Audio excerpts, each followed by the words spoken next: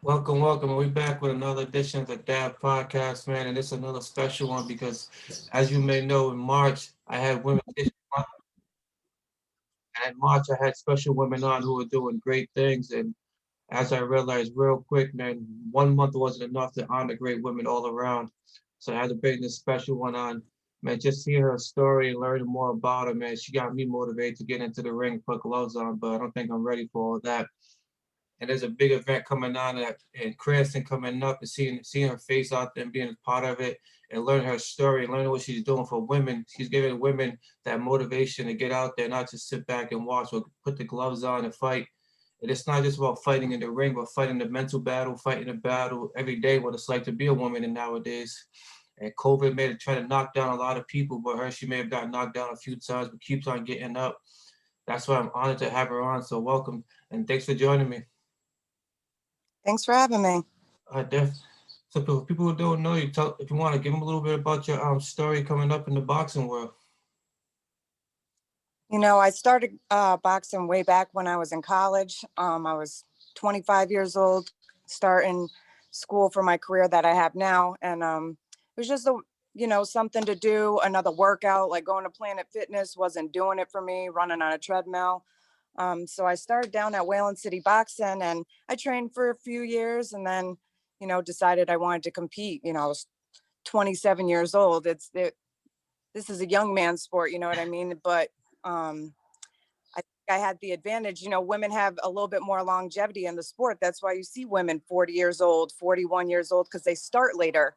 You know what I mean? There's really wasn't any options when I was a kid. So I started later in life. And then, I had 10 amateur fights and then I decided to turn pro, was only going to do one, ended up doing two, Mm. took 4.5 years off, had a couple more and finally retired March 9th. Was a year since I retired. So I know with the boxing, a lot of people just think it just you train for a little bit, you get in the ring. What's that battle all week of sparring up until the training up until? What's that like mentally and physically on you? it puts a lot on you. For me, I had a full-time career. So not only was I training full-time, sometimes traveling over an hour to get my sparring in, I also had to go to work at 3 o'clock in the afternoon, work an 8-hour shift in the operating room. If I didn't get my running in because I drove an hour to spar, I ran at midnight. Mm. So I found the time to get my training in because I had to do that on top of having a full-time career and I was coaching part-time. So my schedule was always jam-packed. But since stopping all that chaos and all that madness and just sitting stagnant, that doesn't work well with somebody that was a competitive athlete. So I'm trying to find ways to tweak that now um, with coaching. Mhm. That's the next chapter for me is coaching. So I don't fight anymore because I got my neck fused. So I got a And, plate put in there. So my I know, career is but it really had just begun because I know me being a coach, I think sometimes I get more out of seeing somebody I taught do something. oh yeah, absolutely. I can't wait to walk my first female to the ring. And I know it's especially like nowadays where like the impact that women have had. I know especially with ever since Kobe Bryant died, and that's the main reason why I started this. And now more and more women are getting out there and playing sports, and I think he's kind of helped with that. What do you think the biggest thing is that you doing teaching these young girls? I think the biggest thing for me, and I don't think enough people talk about it, is when these kids come up to me and say, "Hey, coach, what weight class should I be in?" I'm not going to tell some kid that's, 12 years old, 13 years old, 14 years old, that's a female or even a male, because I know males that have been in the sport of wrestling that grow up and end up having body dysmorphic disorder. I don't want to tell a kid, you should be 20 pounds lighter Mm. because I myself as an adult female, I still weigh myself sometimes twice a day and I'm not competing. I don't need to weigh myself. So I don't want to start that out in a young athlete that you have to be this weight, this size. We're going to get you to where you're comfortable, but Hmm. not lose 20 pounds to make the weight class. You know what I mean? Like Yeah. kind of, I wish I did that. My last fight was at 132 and I Mhm. was fighting at 118, 122. I wasn't fighting over that. So I was losing close to 20 pounds for each Yeah. fight. you Wow. know I think the thing that I would emphasize on these kids is don't get so stressed out over what weight class you're going to fight in. We're going to start you close to where you're at right now and then go from there. See how you feel. You know what I mean? And it's tough too, because I know you're talking about the weight. A lot of stuff is with social media and the way they see themselves. And just following your page on Instagram, you have so much like motivation and so much positive things for women to see. And I think your page is a must follow for a lot of my high school girls I work with. And like you being that inspiration for a lot of these girls, and like the way you give back, have a women's only gym. Where the idea come for having a gym just for the women? So it's not, there's a time slot that we put Yes. in here for them. And that started way back from our original gym down on Bank Street and here in New London. It was our own little women's only team. You know, there was only three of us, and we wanted to be the female version of that gym. You know, it was very rare that three women were consistent in a boxing gym at that time. Myself, my co-coach Kelsey Kaiser, and then Shelly Vincent. So I mean, that's who I first started out with. And we had a young girl that was coming to train.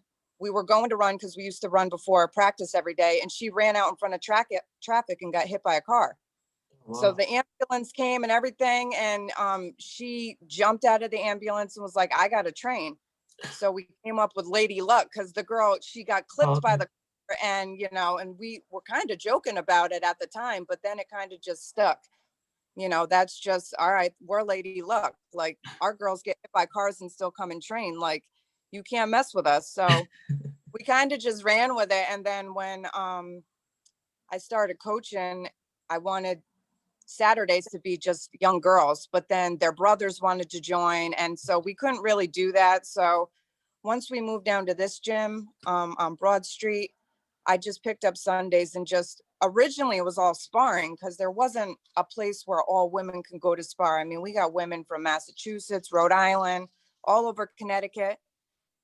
Some of our girls end up fighting each other and they spar with each other on Sunday, like, see you next Saturday in the ring, you know what I mean? But that is what it is in women's boxing. You're going to end up fighting some of your friends. So that's kind of where it was. But then COVID happened and the gym got shut down. And when we opened back up, we couldn't spar. So then I started the beginner basic class. And then when sparring was able to happen again, they were the back half of the 2 hour slot that I started. So, And that's it was originally Sundays were supposed to just be for sparring, but we opened it up to everybody and that's that one are thing members of the like gym. So me coaching the girls flag football league, a lot of my friends, they don't understand how competitive nature is for a lot of these women out there. They think, oh, they're not the same competitive nature or whatever else. And I see the way these girls are competing. I can only no, imagine they the boxing. spar. I can only imagine what it's like. So what is it like? Those I'm sorry, say it what's again. that? You I'm sorry. went out. You have to say it again. You personally what? You froze up. I'm sorry, just seeing the competitive nature. What's that like in the I ring? personally, I think the women's fight tend to be better. If you look at it, we have a shorter time. We have less rounds to prove it.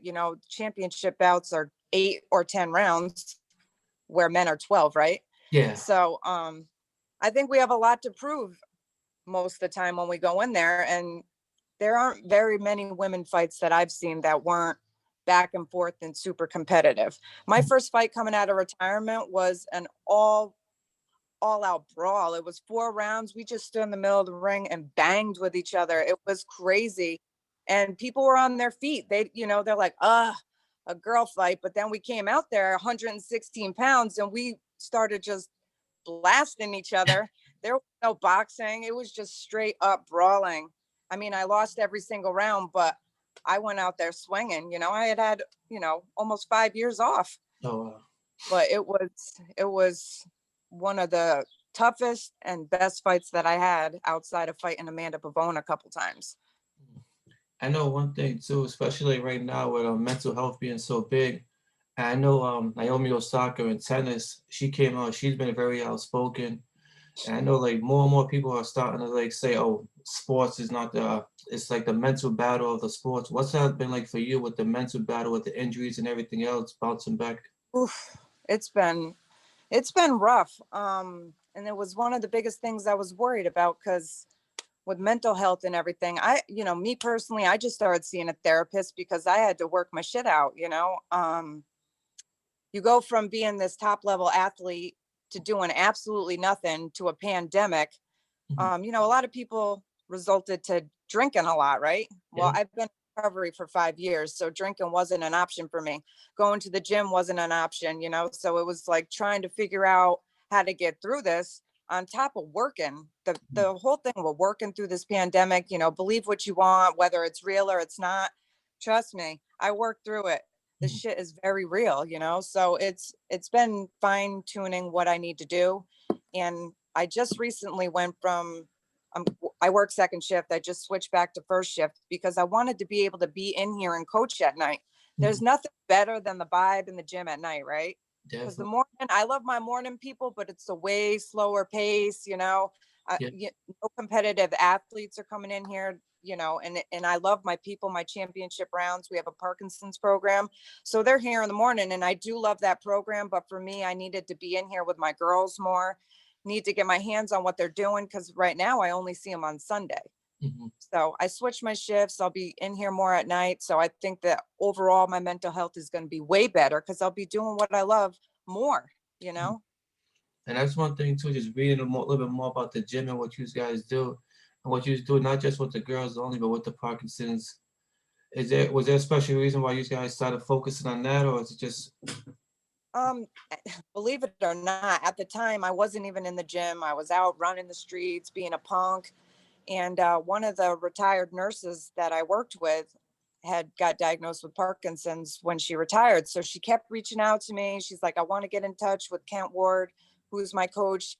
I really think that this whole Parkinson's boxing thing is really a thing. And she kept, not for nothing, nagging, nagging, nagging. I was fine, Kathy. Here's his number, and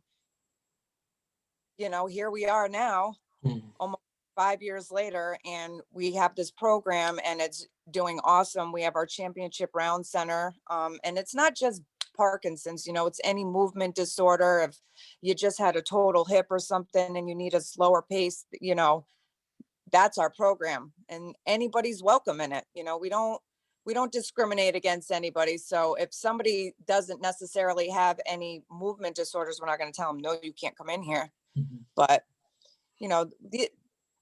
the core group of coaches here are the original Right. teammates from our Bank Street gym. You know what I mean? Like, we grew up in the sport together under the care of our coach, Count Ward. And you would have to see this place to understand the camaraderie and the family that's here. It's amazing. And I wouldn't be where I am today without these people.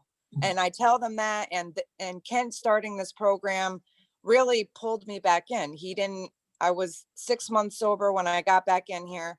And it wasn't really an option. He was like, oh no, this isn't a question. You're doing this program. You're one of my coaches, and get used to it. These are the days you're going to do it. And I'm like, all right. But at the end of the day, he saved my ass. I got back in here. I was sober. I decided I wanted to come out of retirement. And then I had 5 amazing fights. So, everything happens for a reason. And your higher power puts things in your path when they need to be. You know what I mean? If you believe in that. And I firmly do, because without that, I would not be here, because I did everything in my power to destroy the path that I was on. You know what I mean? I Yeah. was wrecked.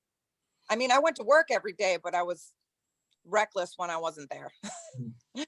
I know, So like, mental health and substance abuse go hand in hand. You know what I mhm. mean? Because you soothe yourself with that. So I tell people, if you're struggling with alcohol, get in a gym. If you don't want to go to AA and all that stuff, and if that's not for you, that's okay. But get yourself in a gym where there's boxing or some sort of martial arts, because the what it does for you, you can't explain it unless you do it. You know what I mean? Definitely. I know when I got out the military, it's like I hated my drill sergeants I was in. I hated them, but then the lessons he kept saying over and over, and when it's the darkest times, you would hear those things. You would hear those things he was telling you at 6 in the morning when it was time to get up, or 5:30 in the morning. Or if you went out late on a Friday and then you had to get up early on a Saturday. Those things that he was yelling to you, were hearing to him. So for that coach that gave you that motivation, what do you tell him now? He my coach can't, he knows that he's like another father to me. He knows that he saved my ass. And he just, there are countless numbers of kids from this area that if it wasn't for this man, they'd be in jail, they'd be dead.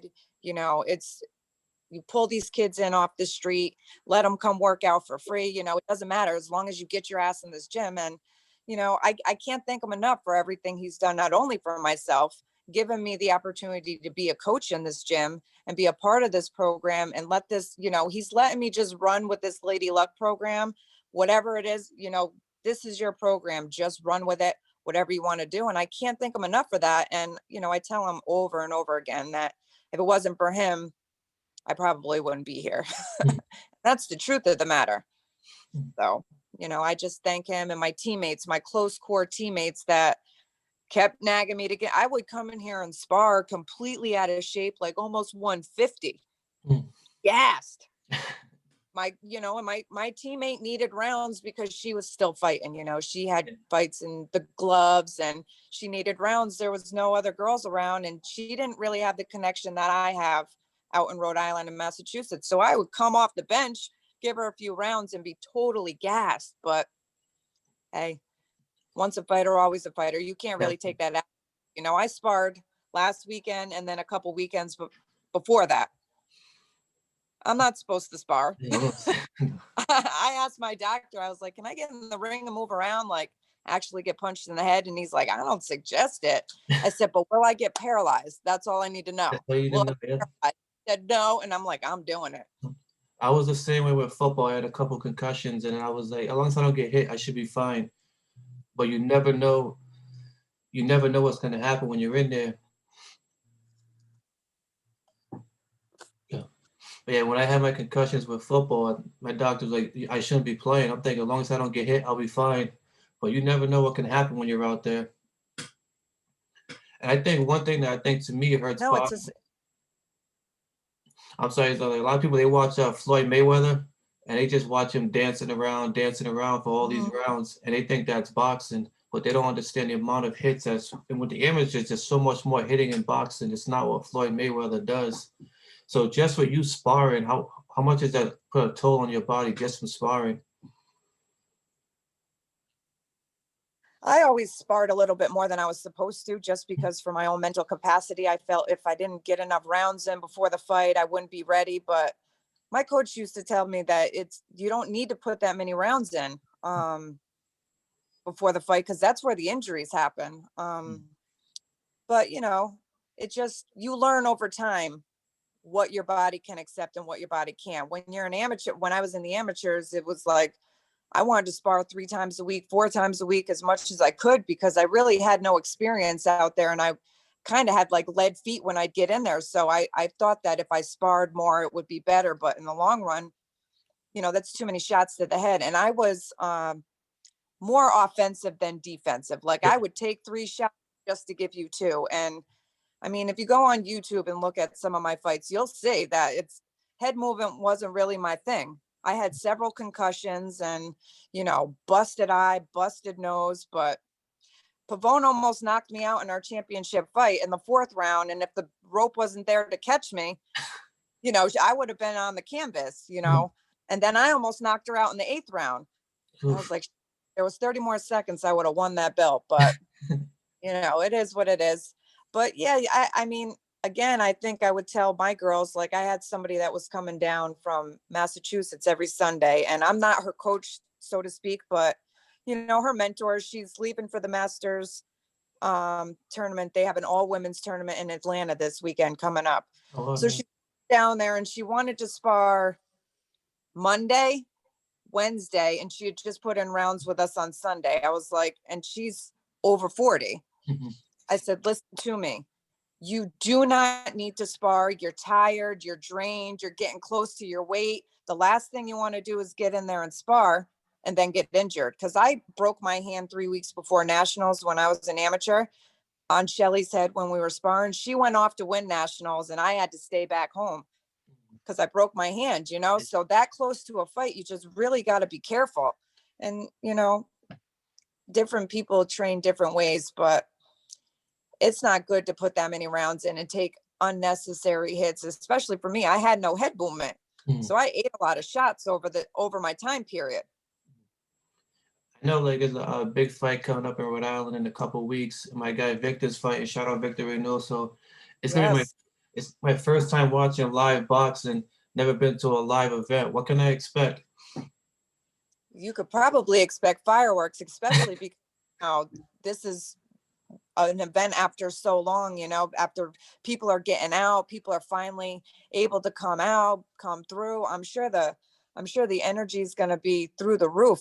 I unfortunately am going to miss that show because my niece is graduating high school down in Virginia, but I'm super excited for Jamie. I mean, Jamie's been a pioneer in the sport for women's boxing, and I trained with her when I was an amateur. My last fight with my current coach now as an amateur, I started to train with Jamie and her coach at the time.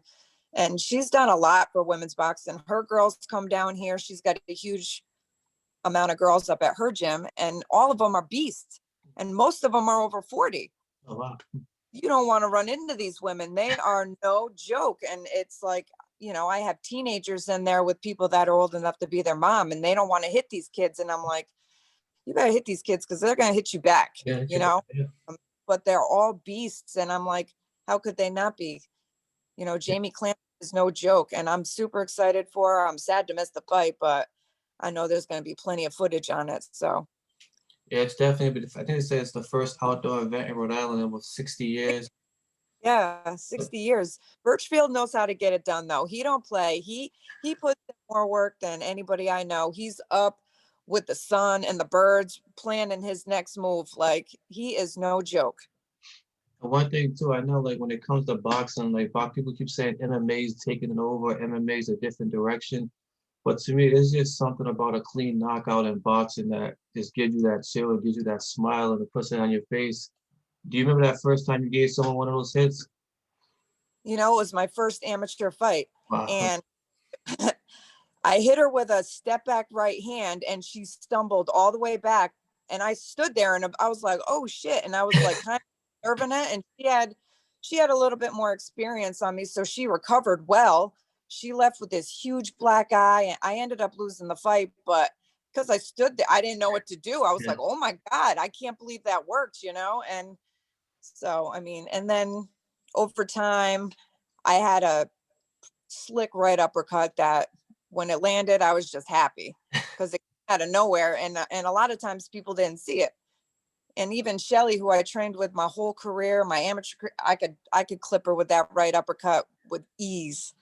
So Oh, that was my favorite punch to throw. So now will she admit that? she better admit that she got her first bloody nose from me from that right uppercut.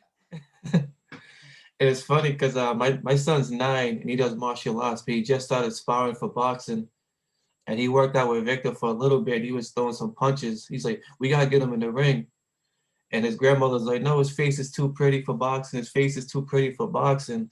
But Stingray, Victor's trainer, was like, I'll protect the face if you can swing like that. So Yep. what advice do you give that young kid who wants to get in, but he's hesitant to getting hit in the face? I mean, really, it's an acquired taste. Yeah. You either like it or you don't. You know what I mean? It's a whole part of the package. I mean, you know, the name of the game is to hit and not get hit, right? The sweet science. That's the point. If I could say anything, work on that head movement from the jump, and then you don't have to worry about getting hit. You're gonna get hit if you keep your head in the center. So do as I say, not as I do, Yeah. right?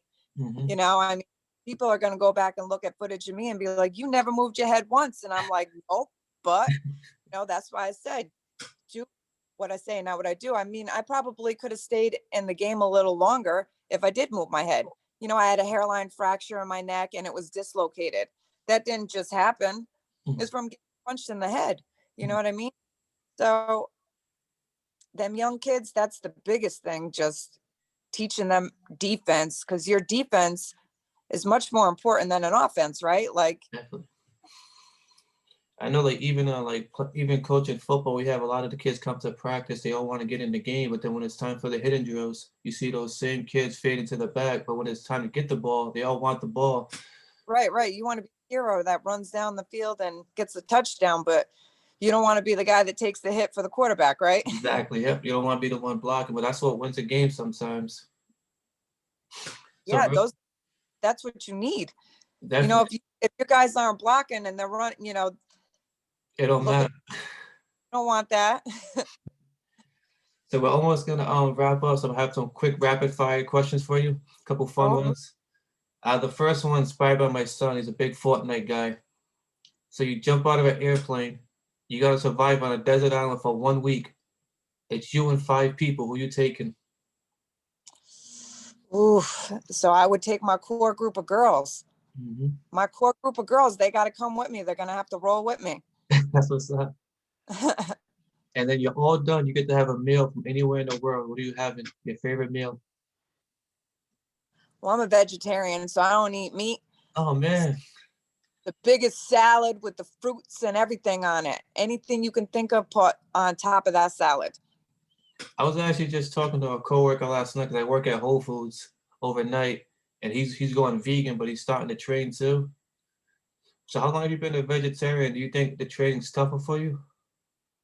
I didn't really necessarily see, because it was only just my last fight that I wasn't eating meat, but I don't think necessarily that my energy level changed or anything. I actually thought it was better because now, my walk around weight wasn't 140 pounds. It was more or less 130. It was closer to what I was fighting at. And just overall feeling better. You didn't feel heavy or weighed down or any of that. I don't miss it at all, to be Uh, honest. yeah, I went a year and a half. I went a year and a half eating no meat when I was training for 5K. And then a buddy of mine invited me to Philly, and I'm like, I had to have a cheesesteak, so I stopped and See, got a cheesesteak. I don't even miss it. Because one camp or two camps, I had hired a nutritionist, and she had me eating so much chicken and so many eggs that the thought of eating a piece of chicken or an egg. Now, granted, I was ripped. I was in the best shape of my life for those two fights, but I was eating a lot. 5, 6 times a day, 4 to 5 ounces of chicken. It was like bland chicken too. It was just not even good. I hated making it. I hated looking at it. By the time that camp was over, I'd go the extreme. I'd eat everything, all the pasta, all the donuts are my jam. That's really my weakness. And if you had a dream concert, any 3 artists, dead or alive, who you going to see? Biggie all day long. Okay. You know what I mean? Met the Man and Redman. Like, I'm an old school hip hop head. Like, I want that old school hip hop. I don't want any of this new age Little shit. little These baby, little dirt. don't even know what real music is. But I met the Man and Redman for sure. I know they're coming to the area. I think the end of this month, maybe next month at the casino. Yeah, I'm trying to go back. all my high school kids, they play music, Little Baby, Little Dirk, and all these. I have no idea I can't keep up with the music. I don't even understand it. Like, little this, little that, baby who? Like, I'm not interested at all. I will bump that old school shit. And it used to drive the kids crazy. They're like, what are you listening to? I was like, y'all don't even know what you're out on. This is real music. And I'm gonna put you on a blast a little bit on this one. You have to put your 5 favorite female boxers of all time. So my favorite female boxers are probably, I love Layla Ali. Hmm. Uh, the local girls, Jamie Clampett, Shelly Vincent, Heather Hardy, any of them girls from New York, like, shout out to them because they're some of the toughest people I ever come up against. You know what I mean? Ronica Jeffries, we went down there. Some of the girls from up here, we went down and had to do some work with this reality show that we're supposed to be on, and we're still waiting to hear all the insides about that. Going down to Gleason's and meeting some of the girls in New York, those girls are some of the baddest people around, you know what I mean? So I got to say that any of the New England talent, shout out to them because I don't think there's anybody tougher than the girls from New England. Say what you want, but. And then finally, question I always ask every guest I have on. I coach a lot of females, and also my son's 9 years old. and there's gonna come a time when they're not gonna go to me for advice. So when he comes to you or one of these young girls I coach come to you for advice, and they say I want to be a boxer, if I want to do anything, but they're worried about what people are gonna say about them. What advice do you give that 9-year-old coming up in this world of social media and all the negativity? I just try to tell them to be themselves. You got to do what you're comfortable with. You can't worry about what everybody thinks about you, because guess what? That's life. Not everybody's going to like you, and that's okay. Mhm. You don't have to like me. You don't have to like my spice. You don't have to like how I talk. You know, that's okay. I still go to sleep at night and wake up the next day. It's just, and it's hard for a kid because, it's you're learning, you're growing, your hormones are all over the place, maybe not at 9, but, sensitive at that age, and I think the No Child Left Behind and everybody gets a trophy, that's probably the worst thing that you could do for sports, because they put everybody on the same level, you know what I mean? And so the kid that is working out harder than the kid that's slacking, they get treated the same, you know what I mean? So I mean, my biggest thing is, who cares what people think? I had a young girl, there's a show coming up, on an amateur show on the 21st, I think, and I'm going to be out of town, so I don't want to put any of my girls on it. So I'm trying to get the baseline of what their weights are. Mhm. And one of my girls, she doesn't want to do it because she thinks she's overweight. And so I sent her the bout sheet. Now there were girls in her weight class, and she was happy she said, I'm happy to see that there's girls big like me out there. And I'm like, it doesn't matter your shape, your size. We're all here for the same thing. You know what I mean? For the love of this sport. And we do this for ourselves, because at the end of the day, you don't bring your team up in the ring with you. You don't bring your mom and your dad in the ring with you. At the end of when that bell rings, it's you all by yourself against your opponent. So you can't worry about what people think about you, because those people aren't going to be in there fighting that fight for you, taking them hits. Yeah. You know what I mean? They don't go on the hustle and the grind. They're not up at 4 a.m. running with you Mhm. when they're tired. You know what I mean? Even teenagers, their friends are starting to go out party. You got to stay back Yep. because you get in the morning. So it's really, the average person doesn't do that. You know what I mean? They're not going to put in the work and the grind and the hustle that you got to put in. I mean, of course, as a football player, you still work hard, but as an individual athlete, There's nothing compared to it. there's nothing compared to it, because they're not going to do the hustle. They're not going to do the grind for you. They're not going to do the diet for you. They're not going to say you shouldn't eat that. They're Mm. going to be like, why aren't you eating more? I've had people say that to me. They'll be like, you're going to eat that salad when there's this pizza. I'm Yeah. like, I'm going to be 125 pounds in a week. And what are you going to weigh? Yeah. Not 125. Mm. You go ahead and eat that pizza. And I know one thing, when COVID got tough and COVID had a mental battle on a lot of these young people, you were out there for one of them. And out there, even if it wasn't in your gym, just your motivational posts. And we need a lot more people like you. And that's why I want to bring these guys. I give you your roses because it's people like you that are going to motivate these young girls. That if a boy says, you will look better in this. If a boy tells her that, she could stand up tall and not have to worry about what some boy says. A couple of your posts I've seen, you give them that mindset that you're your own critic, but you also, the battle that you fight in yourself is the only battle you really have to worry about. And you giving that girl that positive light is something that we need more of. I'll tell you one thing. One of my coworkers, her daughter's a big fan of mine. She came to a few of my fights, and she was going to her senior prom, and her mom showed me the dress. And I said, what about the shoes? Because I'm a shoe girl. I need to know about the shoes. And she said, well, Riley's not going to wear heels because she'll be taller than her date, and he doesn't want her to do that. I said, oh, no, no, no. You tell that girl to go get some heels, and she rocks them. The kid ended up breaking up with her.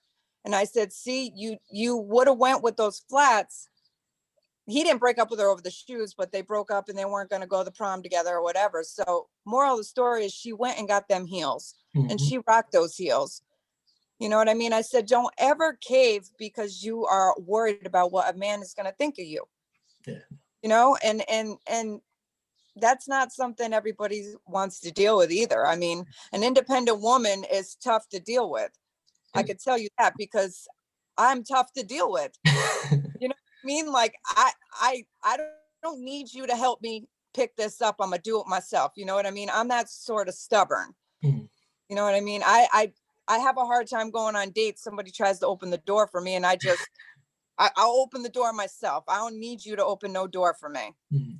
So, I mean, I tell young girls all the time, even if you don't want to compete, you need to know how to punch somebody in the face. You need to let somebody know that you can't get in my bubble like that. If Mhm. somebody wants to bully you or if they hit you first, it's always they got to hit you first. You hit them back.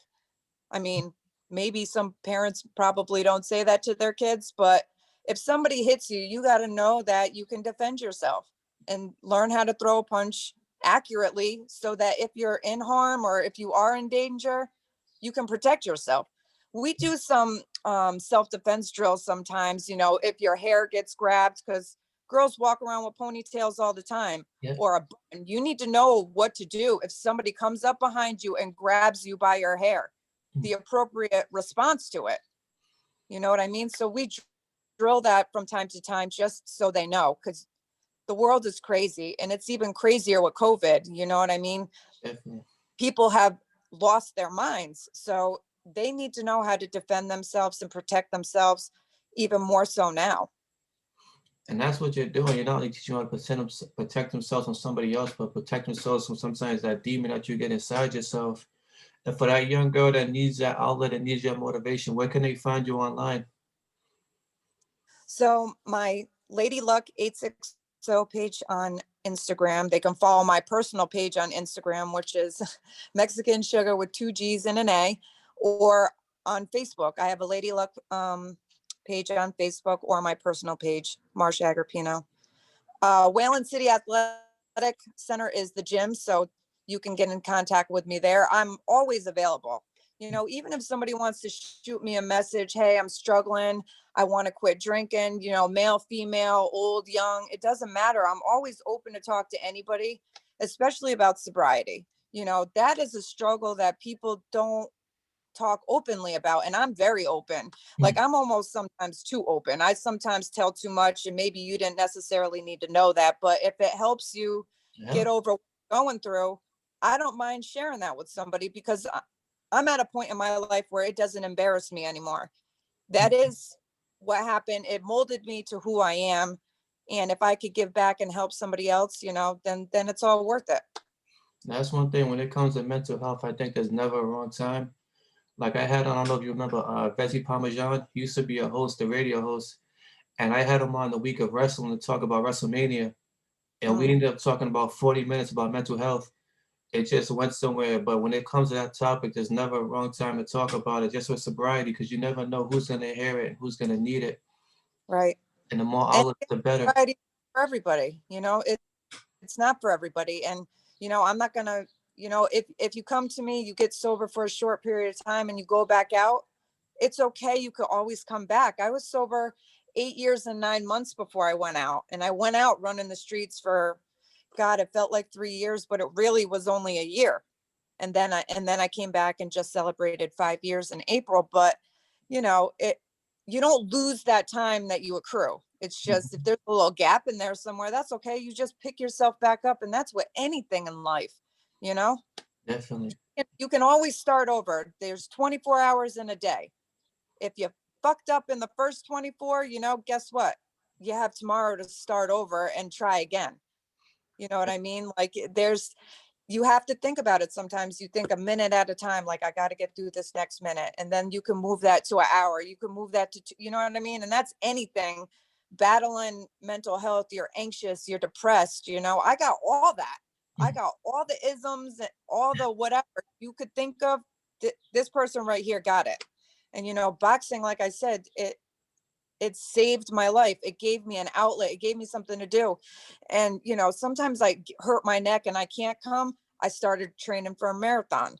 All right. Like I something else to get crazy over. You know what I mean? Like it's I need a goal. I need something to do. So if I can't compete, you know, I in boxing, I was like, I might as well run a marathon. Right. You know, like so we'll see how that goes. So I've been training for that, and hopefully in the summer, it's not going to be a full marathon. It's just going to be a half marathon. But you know, that's the next thing that I'm working towards. On top of getting these girls fights, getting them out there. getting them ready. Hopefully by August, September, we'll have an all-female card down here at my gym. We're just trying to do some test shows with the COVID rules. It's all different. Mhm. So hopefully August, September, we're going to have that all-female card. If we would like to do a pro-am, and hopefully, get in contact with Jamie Clampitt, get her girls on here. Just the community of women is just amazing. It's the camaraderie. Everybody that comes down here, they're like, I can't believe everybody feels like a team, a family. Like these girls that come in, those are my teammates. They're just in a different area code. Yeah, You know what I mean? Like those are my homies. They come through for us, we go through for them. And like I said, some of the girls end up fighting each other. And it's okay, because at the end of the day, they're going to hug it out, and I'll see you in a couple weeks for sparring. that's what's up. Hmm. And we need more. We need more of that. Just give them that power. And what you guys are doing down there is great. Because, like I keep saying, I mean, all these girls, young girls, want to run to TikTok and they want to run to the Kylie Jenners. But at the end of the day, when that runs out, you need some real. You need some real women with putting those capes on and being superheroes like you guys are doing down there. And I Thank want to you. bring Appreciate you it. up there, salute you, and thank you. Because without you, man, there'd be a lot of girls running around just thinking, put a duck face on and the world be better. But it takes a lot more than that. Sometimes you just need a right Uppercut. jab and a hook. That's right. That right uppercut. I Tap dropped right the up with gut. legend. I'm like, please throw some uppercuts, please. They're gonna get there though. So hopefully, like I said, we're gonna get out there soon with some of these kids and you know put all that work together and come out shining. I Keep can't on wait. swinging. Swing that uppercut. That's right. All right, thank you. Thank you.